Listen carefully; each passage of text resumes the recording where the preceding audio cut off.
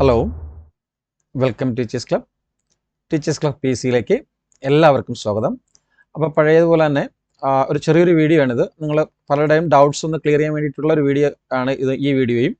Okay, അപ്പോൾ ഒന്ന് രണ്ട് കാര്യങ്ങൾ ഇവിടെ പറയാനുള്ളത്.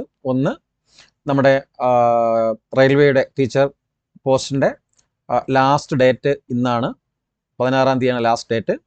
ഓക്കെ, അപ്പം അപ്ലൈ ചെയ്യാൻ സാഹചര്യമുള്ളവരെല്ലാം തന്നെ, ക്വാളിഫിക്കേഷൻ ഉള്ളവരെല്ലാം തന്നെ അപ്ലൈ ചെയ്യുക.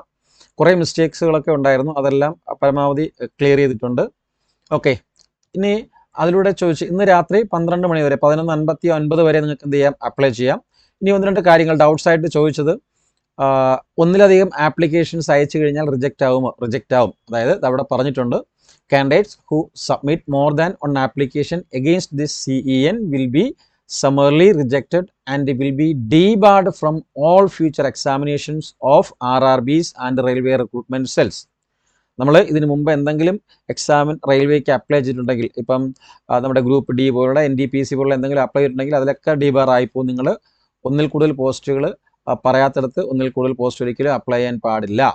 Okay, or fax to more than one RRB and or multiple application, the same RRB will be summarily rejected and such candidates will also be debarred from all future examination of RRB and RRC. Okay, അപ്പോൾ ദയവായിട്ട് ഒരൊറ്റ ആപ്ലിക്കേഷനേ പാടുള്ളൂ. ഇഷ്ടമുള്ള പോസ്റ്റിലേക്ക് apply ചെയ്യാം, application ഒന്നേ പാടുള്ളൂ, ഒരൊറ്റ ആപ്ലിക്കേഷനേ പാടുള്ളൂ. ഓക്കെ, അതാണ് ഒന്നാമത്തെ സംശയം. അപ്പോൾ ആ സംശയം എല്ലാവർക്കും മാറിയെന്ന് കരുതുന്നു. ഓക്കെ, രണ്ടാമത്തെ കേസ് എന്ന് പറയുന്നത്, സെക്കൻഡ് കേസ് എന്ന് പറയുന്നത്, രണ്ടാമത്തെ നിങ്ങളുടെ സംശയം എന്ന് പറയുന്നത്, ഓക്കെ, അതായത് ഇതായിരുന്നു, ചോയ്സ് ഓഫ് എക്സാം ലാംഗ്വേജ് ആയിരുന്നു. അതായത് ചോയ്സ് ഓഫ് എക്സാം ലാംഗ്വേജ് എന്നുള്ളത് ആസാമീസ്, ബംഗാളി, ഗുജറാത്തി, ഹിന്ദി, കന്നഡ അങ്ങനെ തുടങ്ങി കൊങ്കണി, മലയാളം, മണിപ്പൂരി, മറാത്തി, ഒറിയ, പഞ്ചാബി, തമിഴ്, തെലുങ്ക് ആൻഡ് ഉറുദു, ഇത്രയും ഭാഷകളിലേക്ക് ക്വസ്റ്റ്യൻ ഉണ്ടായിരിക്കും. അതായത് ആ ക്വസ്റ്റ്യൻ എങ്ങനെയാന്ന് പറഞ്ഞു കഴിഞ്ഞാൽ, in case of question between English and the opted language, the content of English version shall be prevail. അതായത് നിങ്ങൾക്ക് എപ്പോഴും ക്വസ്റ്റ്യൻ ഉണ്ടായിരിക്കുന്നത്, നിങ്ങൾ ഏത് ഭാഷയാണോ ഓപ്റ്റ് ചെയ്യുന്നത്. ഇപ്പം മലയാളം നിങ്ങൾ ഓപ്റ്റ് ചെയ്ത് കഴിഞ്ഞാൽ ഇംഗ്ലീഷ് ക്വസ്റ്റ്യൻ ഉണ്ടായിരിക്കും, അതിൻ്റെ കൂട്ടത്തിൽ തന്നെ മലയാളവും ഉണ്ടായിരിക്കും. അങ്ങനെ ആയിരിക്കും ക്വസ്റ്റ്യൻ. അതുകൊണ്ട് നമുക്ക് പഠിക്കാനും എളുപ്പമാണ്, പരീക്ഷ എഴുതാനും എളുപ്പമാണ് നമ്മുടെ എക്സാമിൻ്റെ. ഓക്കെ, രണ്ട് ഭാഷയിലും ഇംഗ്ലീഷിലും മലയാളത്തിലും ക്വസ്റ്റ്യൻ ഉണ്ടായിരിക്കും. ഓക്കെ, അങ്ങനെയാണ് വരുന്നത്. ഓക്കെ, അതാണ് സെക്കൻഡ് ഡൗട്ടായിട്ട് നിങ്ങൾ പറഞ്ഞത്. അപ്പോൾ അതിൽ ഡൗട്ട് ഇല്ലെന്ന് കരുതുന്നു. ആ കാര്യം രണ്ടാമതായിട്ട് പറയാനുള്ളത്. പിന്നെ മൂന്നാമത്തെ കേസ് എന്ന് പറയുന്നത് ഇതാണ്, modification of application after the final submission of the online application if a candidates wish to further modify, change or correct any details except details filled in create an account from including, ശ്രദ്ധിച്ചോളണം, including mobile number and email ID. Okay, and chosen RRB he or she may do so by paying a modification fees of Rs 250, non refundable ആണ് for each occasions. Okay, അതായത് create an account, നമ്മൾ ആദ്യം ആ window open ചെയ്യുമ്പോഴത്തേക്ക് നമ്മളൊരു account create ചെയ്യും. നമ്മുടെ email IDയും പാസ്വേഡും വരുന്ന പാസ്വേഡൊക്കെ ക്രിയേറ്റ് ചെയ്യുന്ന ആ ഒരു സംഭവം, ആ ഒരു വിൻഡോ ഒരിക്കലും നമുക്ക് എഡിറ്റ് ചെയ്യാൻ പറ്റത്തില്ല. അതിനുശേഷം നിങ്ങൾ എന്തെങ്കിലും മിസ്റ്റേക്ക് വരുത്തിയിട്ടുണ്ടെങ്കിൽ തീർച്ചയായിട്ടും നിങ്ങൾക്ക് എന്ത് ചെയ്യാം, ഓരോന്നും എഡിറ്റ് ചെയ്യാൻ പറ്റാവുന്നതാണ്. The modification fee is to be paid by all candidates irrespective of community and category. ആർക്കും റീഫണ്ടബിൾ അല്ല. ആര് എഡിറ്റ് ചെയ്യാനായിട്ട് പോയി കഴിഞ്ഞാലും 250 നിങ്ങൾ അടയ്ക്കേണ്ടി വരും.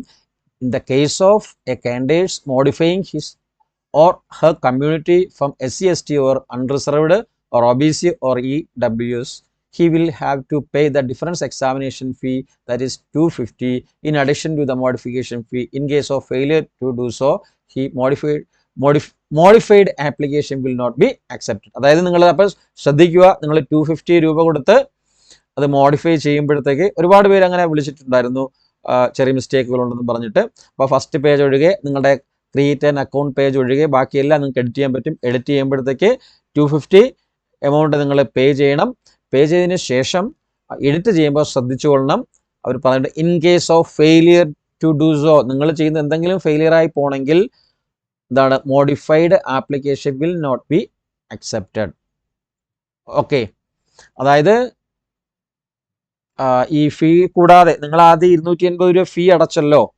അപ്പോൾ ചിലവർ വിചാരിക്കും ഞങ്ങൾ 280 രൂപ ഫീ അടച്ചിട്ടുണ്ടല്ലോ, പിന്നെന്തിനാ 250 രൂപ അടയ്ക്കേണ്ട? അതല്ല, സെപ്പറേറ്റ് ഫീ ആണ്. 250 സെപ്പറേറ്റ് ഫീ നിങ്ങൾ അടയ്ക്കണം. ഓക്കെ, അപ്പോൾ ഫീ അടയ്ക്കാനുള്ള അവസരങ്ങളൊക്കെ നമുക്ക് എപ്പോഴുണ്ട്? 19-ാം തീയതി വരെ ഉണ്ട്. ഫീ അടയ്ക്കുവാനും ആപ്ലിക്കേഷൻ തിരുത്തുന്നതിന് വേണ്ടിയിട്ടുള്ള ഡേറ്റ് 19-ാം തീയതി വരെ ഉണ്ട്. ഓക്കെ, അപ്പോൾ ആരും മറന്നു പോകരുത്. ആ കാര്യങ്ങളൊക്കെ എന്ത് ചെയ്യുക? ദയവായിട്ട് ചെയ്യുക. ഓക്കെ, അതായത് modification of online application will be allowed any number of times on payment of the modification fee for each occasion. അതായത് നിങ്ങളിപ്പം ഒരു തവണ മോഡിഫൈ ചെയ്തു, അപ്പോൾ 250 രൂപ അടയ്ക്കണം.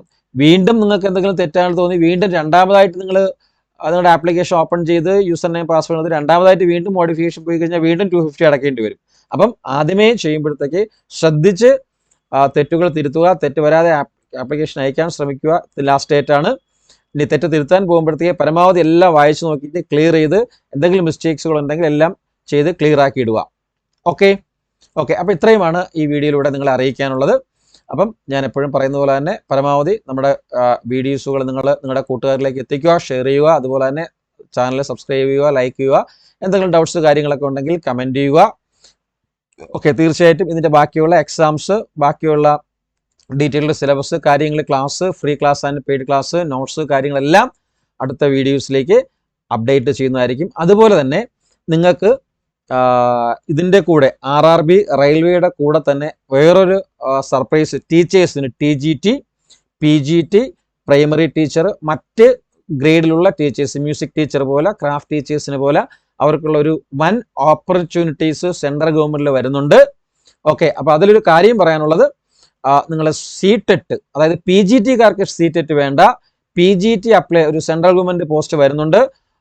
ഏകദേശം 20,000-ന് മുകളിൽ പോസ്റ്റ് വരുന്ന ഒരു പോസ്റ്റ് ഇപ്പോൾ നെക്സ്റ്റ് മന്ത് തന്നെ വരുന്നുണ്ട്. നിങ്ങൾ ആരും വിഷമിക്കേണ്ട.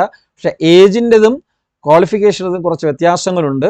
അതായത് PRT പ്രൈമറി ടീച്ചറിനും TGT-ക്കും അപ്ലൈ ചെയ്യാനായിട്ട് CTET, അതായത് പ്രൈമറി ടീച്ചറിന് CTET 1-ഉം TGT-ക്ക് CTET 2-ഉം വേണം. പക്ഷേ PGT-കാർക്ക് PGT അപ്ലൈ ചെയ്യാനായിട്ട് CTET വേണ്ട. ജസ്റ്റ് PG എബോവ് 55% മാർക്ക് മതി.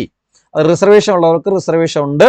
അപ്പോൾ അതിൻ്റെ ഡീറ്റെയിൽസുമായിട്ട് നിങ്ങൾക്ക് ഉടനെ തന്നെ അടുത്തൊരു വീഡിയോ വരുന്നതായിരിക്കും. അപ്പോൾ ഇതിൽ അപ്ലൈ ചെയ്യാൻ പറ്റാത്തവരോ അല്ലെങ്കിൽ വേറെ എന്തെങ്കിലും ഇഷ്യൂസ് ഉള്ളവരോ ഒക്കെ ഉണ്ടെങ്കിൽ 40 വയസ്സ് വരെ ഉള്ളവർക്ക് അപ്ലൈ ചെയ്യാം. വരുന്ന പോസ്റ്റിൽ അതിൻ്റെ ഡീറ്റെയിൽസുമായിട്ട് അടുത്തൊരു വീഡിയോ വരുന്നുണ്ട്. അപ്പോൾ എല്ലാവരും ഇത് പരമാവധി എന്ത് ചെയ്യുക? നിങ്ങളുടെ കൂട്ടുകാരിലേക്ക് എത്തിക്കുക. Okay, thank you.